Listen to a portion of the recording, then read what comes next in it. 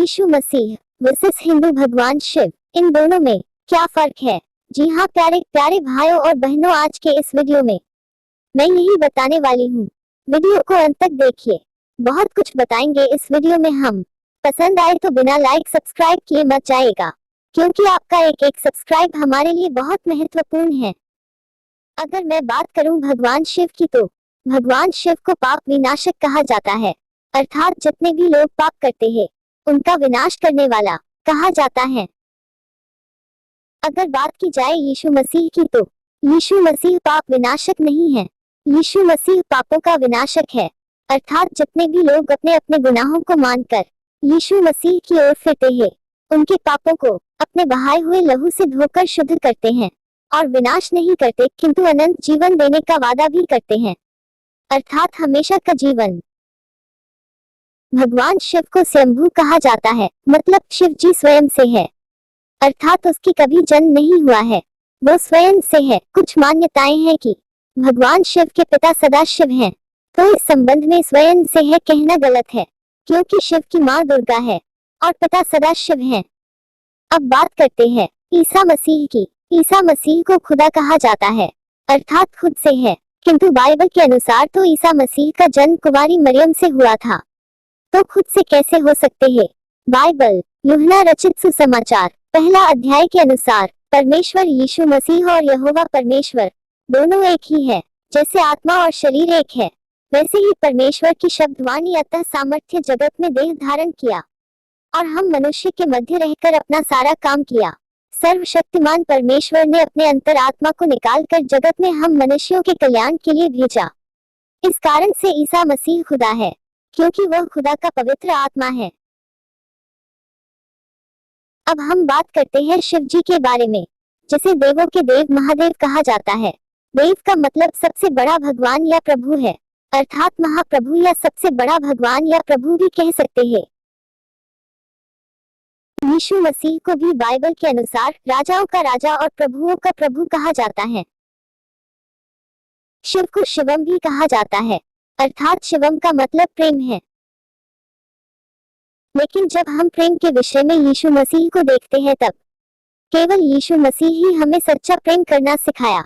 सिर्फ सिखाया ही नहीं, बल्कि हमारे लिए खुद की कुर्बानी देकर व्यक्त भी किया।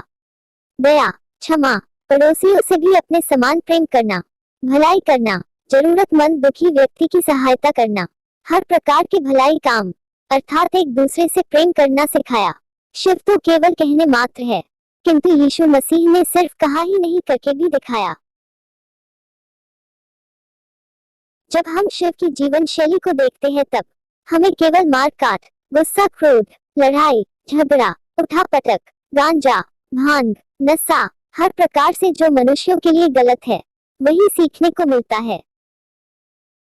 वही हम ईसा मसीह के जीवन शैली को देखते हैं, तब दया, क्षमा, कृपा, भलाई, क्रोध से दूर, बुराई से दूर, झगड़ा से दूर, सबसे एक दूसरे से प्रेम करना, हमेशा अच्छा कर्म करना, यही सब सीख मिलता है।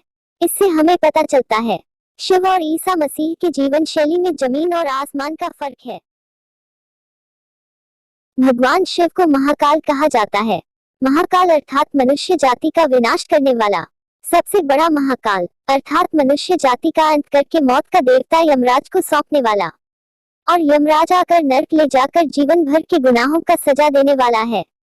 यमराज आपके बुरे कर्मों के अनुसार नर्क में कम ज्यादा दंड दे सकता है, किंतु स्वर्ग नहीं भेज सकता है, क्योंकि वह नर्क का सिर्फ देवता है, स्वर्ग का नहीं। इस हिसाब से शिव को मानने से सिर्फ नर्क ही मिलेगा, और वही आपके कर्मों के अनुसार कम बेसी ज्यादा सिर्फ सजा ही मिलेगा। यही अगर यीशु मसीह की बात की जाए, तो यीशु का अर्थ ही होता है उद्धारकर्ता, अर्थात पापों से छुटकारा देने वाला, मतलब यीशु मसीह मनुष्यों का पापों का विनाशक है। दोस्तों, अगर ईश्वर ने स्वर्ग बनाया है तो किसके लिए?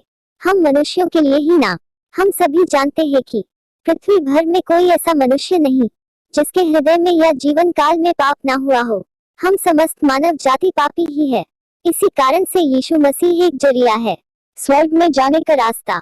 यीशु मसीह ने कहा, मैं मार्ग, सत्य और जीवन हूँ, बिना मेरे द्वारा कोई भी स्वर्ग में पिता परमेश्वर के पास नहीं जा सकता है, क्योंकि मैं ही स्वर्ग का द्वार हूँ। शिव जी मनुष्य जाति का नाश करते हैं, किंतु यीशु मसीह जीवन देते हैं। चुनाव आपका। जीवन देने वाला के पास जाना है या मौत और नाश करने देने वाला के पास जाना है। शिव जी आपको मृत्यु ही दे सकते हैं, जीवन नहीं दे सकते हैं, क्योंकि अगर वो जीवन दे पाते तो सबसे पहले अपनी पत्नी सती को ही जीवित करते। किंतु यीशु मसीह ही जीवन देने वाला है, क्योंकि यीशु मसीह ने खुद कहा मैं जीवन हूँ, और कहा ही नहीं कितने ही लोगों को जीवित करके भी दिखलाया।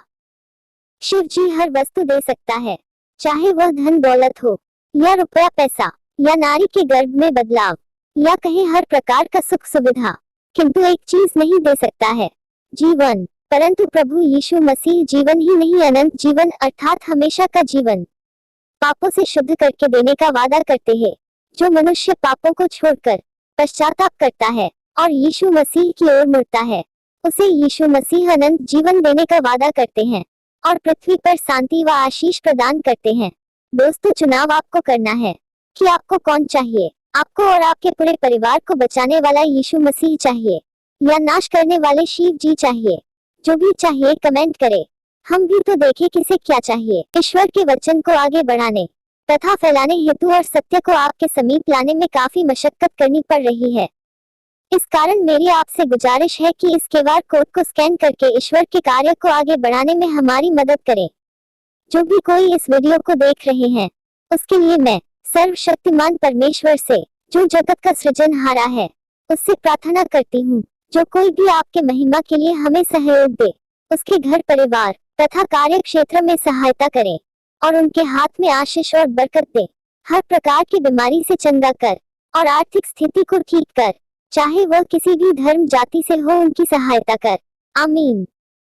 वीडियो को छोड़ने से पूर्व लाइक कमेंट एंड सब्सक्राइब जरूर करें हमारे इस मेहनत के लिए, ताकि हम सच को आप तक पहुंचाने के लिए और भी मेहनत करें। Thanks for watching.